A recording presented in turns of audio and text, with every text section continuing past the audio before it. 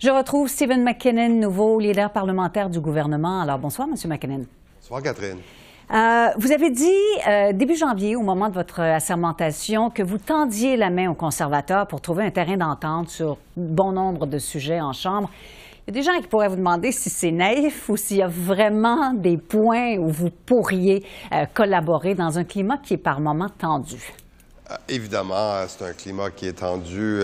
Il y a des différences assez marquées entre les formations politiques, surtout entre l'opposition officielle et nous-mêmes. Mais oui, s'ils le souhaitent, il y a bon nombre de terrains d'entente. On a beaucoup de projets de loi finalisés qui ont fait l'objet d'une étude prolongée parfois ou d'un débat à la Chambre des communes, dans les commissions, les comités. Des fois, c'est un retour du Sénat. Donc, les conservateurs, si on veut continuer de bâtir sur le bilan positif de ce Parlement, il y a bon nombre de projets de loi où on pourrait trouver un terrain d'entente. Lesquels, par exemple, M. McKinnon? Oh, bien, les garderies, pour n'en citer qu'un, on va étudier les modifications du Sénat, ultimement, lorsqu'on va rappeler le projet de loi.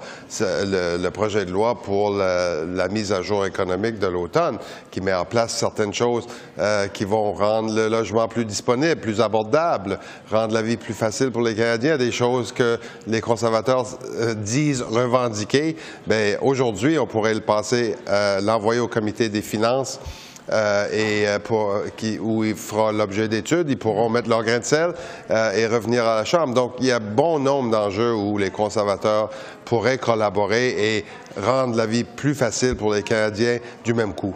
Bon, vous avez tenu une rencontre du cabinet il y a une semaine à peu près. Il y avait plusieurs points importants au menu, notamment la crise du logement, justement, ou le possible retour de Donald Trump à la présidence des États-Unis. Mais votre rencontre, elle est survenue au moment même où un juge a déterminé que vous n'étiez pas dans votre droit d'invoquer la loi sur les mesures d'urgence durant le fameux convoi à Ottawa. Alors, est-ce que ça a comme éclipsé votre retraite au cabinet? Mais pas du tout. Lorsqu'on considère qu'une enquête publique commandée par ladite loi, la loi sur les urgences, qui a pris à peu près un an à écouter les témoins, à considérer toute la documentation, est venue à une conclusion différente. Il s'agit d'un juge de la Cour supérieure qui est arrivé à cette conclusion-là. Là, on a une différence d'opinion, si vous voulez. On va amener ça en appel.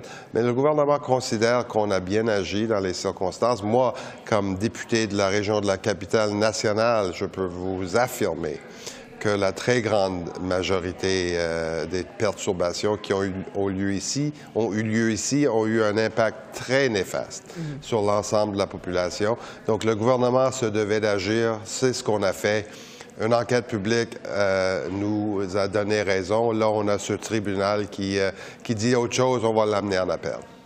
Rapidement, M. McKinnon, on sent un peu de morosité, un peu de grogne en ce moment au parti. Quelques voix s'élèvent qui demandent si le premier ministre Trudeau est encore l'homme de la situation alors que vous dégringolez dans les sondages.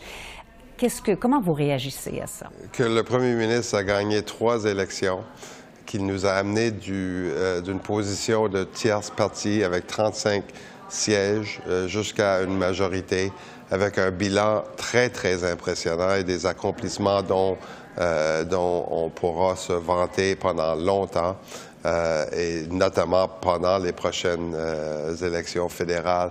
Le premier ministre est manifestement l'homme de la situation et on va être fiers de mettre notre bilan contre les promesses creuses et les phrases creuses du Parti conservateur aux prochaines élections. Un mot, M. McKinnon, si vous voulez bien, sur votre entente avec le NPD pour vous maintenir au pouvoir jusqu'en 2025. Est-ce qu'elle est aussi forte qu'elle l'était? Est-ce que vous sentez ça, vous? Nous, on s'affaire à cocher les cases de cette entente-là depuis qu'elle a été signée. Si vous regardez le bilan, il est quand même impressionnant. Il nous reste quelques items, comme vous savez, à conclure, mais cette entente-là a livré des résultats pour les Canadiens. Stephen McKinnon, nouveau leader parlementaire du gouvernement. Merci. Je vous en prie.